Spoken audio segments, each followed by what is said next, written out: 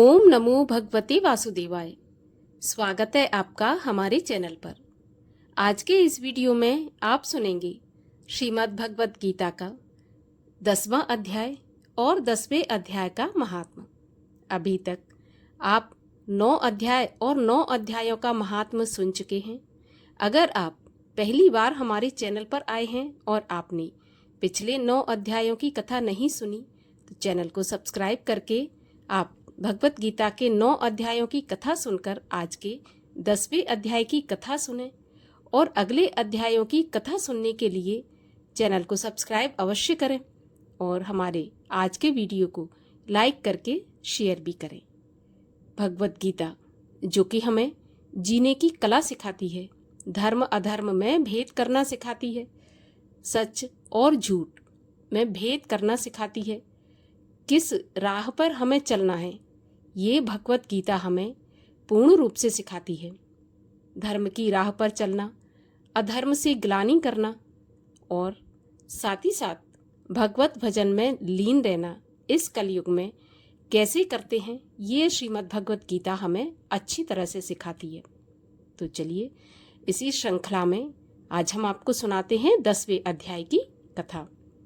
10वें अध्याय की कथा के अनुसार भगवान श्री कृष्ण ने कहा, हे अर्जुन, और भी मेरे कल्याणकारक वचन सुनो। तुम पर मेरी अत्यंत प्रीत है, अतएव तुम्हारे कल्याण के लिए ही कहता हूँ। मेरी उत्पत्ति का हाल न तो देवगण जानते हैं और न महर्षि लोग। मैं ही देवों और महर्षियों का आदि कारण हूँ।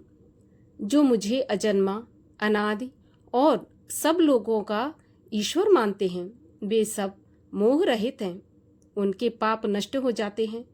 बुद्धि, ज्ञान, असम्मोह, क्षमा, सत्य, दंभ, शम, दुख, जन्म मरण, भय और अभय, अहिंसा, समता, संताप, तप, दान, यश, अपयश इत्यादि जो अनेक प्रकार के भाव हैं वे सब मुझसे उत्पन्न होते हैं। 7 महर्षि और उनके पहले 4 मनुष्य मेरे मन से उत्पन्न हुए हैं। जगत के समस्त प्राणी उनसे उत्पन्न हुए हैं। जो मनुष्य मेरी इस विभूति को भली भांति जानते हैं वे निश्चय योग से सिद्ध होते हैं। इसमें तनिक भी संदेह नहीं है। ये जानकर कि मैं ही सबका उत्पत्ति कारण हूँ और मुझ में ही से सबकी प्रवृत्ति होती है, विवेकी प्राणी मेरी उपासना करते हैं। वे मुझ में अपने चित्त और प्राणों को लगाकर एक दूसरे को समझाते हुए भजन करते हैं, सदा संतुष्ट और सुखी रहते हैं। चित्त को सावधान करके प्रीतिपूर्वक भजन करने वाले को मैं ऐसा बुद्धि योग देता हूँ जिससे वे मुझे प्राप्त कर लेते हैं। उन पर अनुग्रह करके मैं उनकी बुद्धि में स्थित हो दैदीप्यमान ज्ञान से अज्ञान मूलक संसारी अंधकार का नाश करता हूँ। अर्जुन ने कहा, आप परब्रह्म हो, परम धाम हो, परम मित्र, अचल और दिव्य पुरुष हो, आदि देव हो, अजन्मा हो, सन्यासी हो। तुमको सब ऋषि, देव ऋषि, नारद, अमित, देवज्ञ और व्यास भी ऐसा कह गए हैं और स्वयं तुम भी यही कह रहे हो। हे केशव, जो तुमने मुझे कहा है सो सब मैं सत्य मानता हूँ। हे भगवान, देवता और दानव इन दोनों ने ही तुम्हारे रूप को नहीं जाना है। हे सब जीवों के उत्पन्न करने वाले भूतेश, हे देव, हे जगतपते, हे पुरुषोत्तम, आप स्वयं ही अपने मन को जानते हैं। अतएव आप अपनी उन विभूतियों का हाल पूर्णतया वर्णन कीजिए जिनके द्वारा आप इन सब लोकों में व्याप्त हो रहे हो।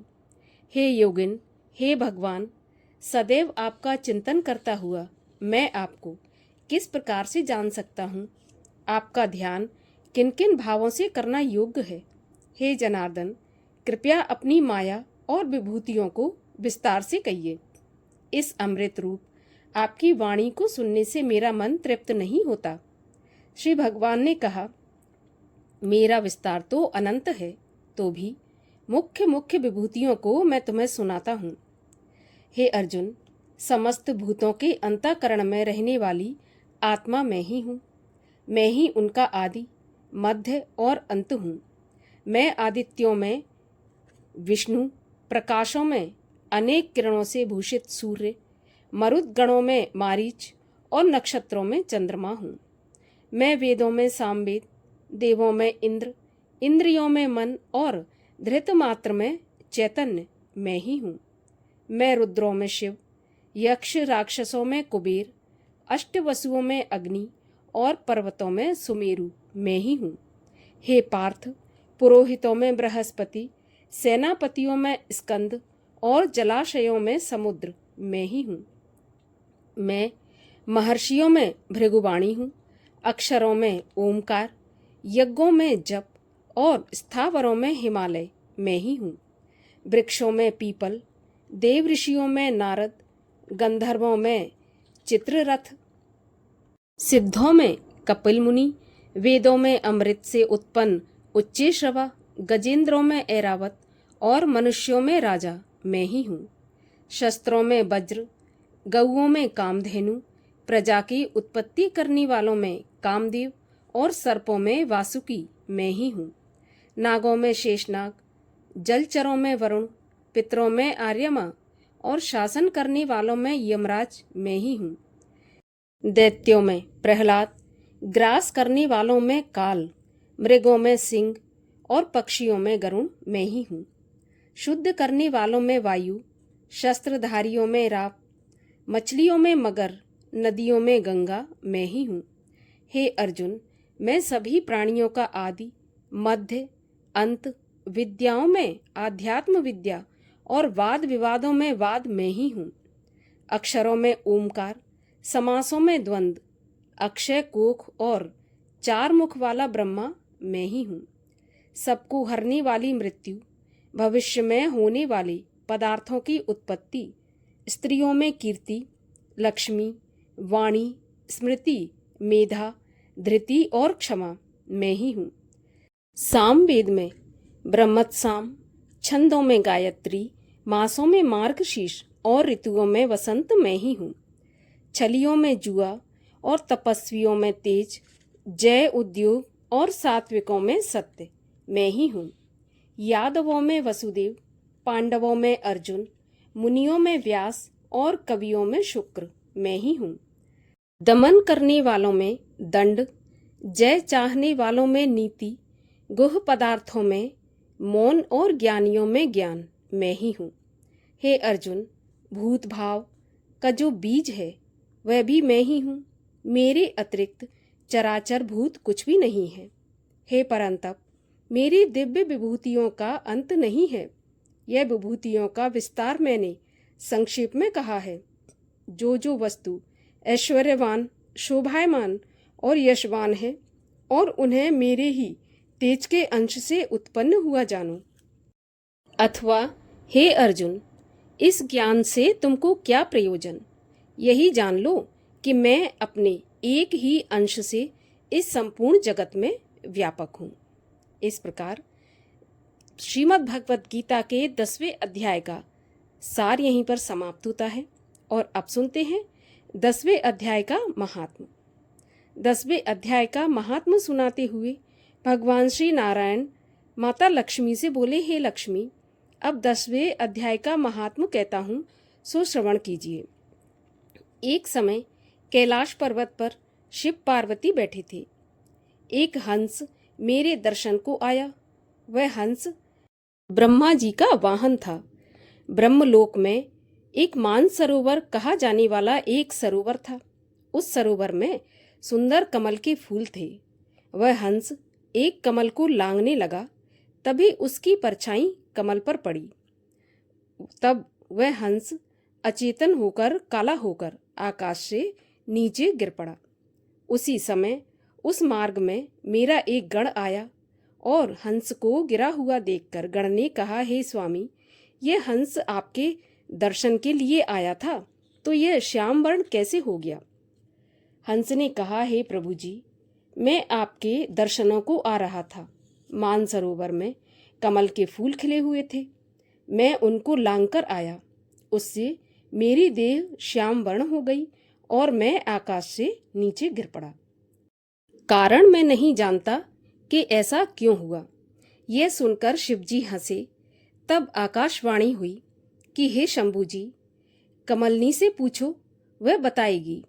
कमलनी ने कहा, पिछले जन्म में मैं अप्सरा थी और मेरा नाम पद्मावती था। उस समय श्री गंगा जी के किनारे एक पंडित स्नान करके गीता जी के 10वें अध्याय का पाठ किया करता था। एक दिन राजा इंद्र का सिंहासन हिला। तब इंद्र ने मुझे आज्ञा दी कि तू जाकर उस पंडित की तपस्या भंग करके आ। इंद्र की आज्ञा पाकर मैं ब्राह्मण के पास गई। उस विप्र ने मुझे श्राप देकर कहा कि हे पापिन, तू कमलनी हो जा। उसी समय मैं कमलनी हो गई। तभी से मैं गीता जी के 10वें अध्याय का पाठ करती हूँ। उसी के प्रभाव से मेरा यह तेज है जो मुझको लांघने वाला काला होकर अचेत हो जाता है। तब हंस ने कहा कि मेरा यह श्याम वर्ण अब कैसे श्वेत वर्ण होगा और तूने इस कमल देह से छूटकर कैसे देवदेही पाई। तब कमलनी ने कहा, जब कोई श्री गीता जी के 10वें अध्याय का पाठ सुनाएगा तब उद्धार होगा। तब उस पंडित ने सरोवर में स्नान कर शालिग्राम का पूजन कर 10वें अध्याय का पाठ किया और उस पाठ को हंस और कमलनी ने सुना। तब उनका उद्धार तत्काल हो गया। हंस श्वेत हुआ और कमलनी देवी कन्या हुई। इस प्रकार श्री गीता जी के 10वें अध्याय के महात्म का समापन होता है।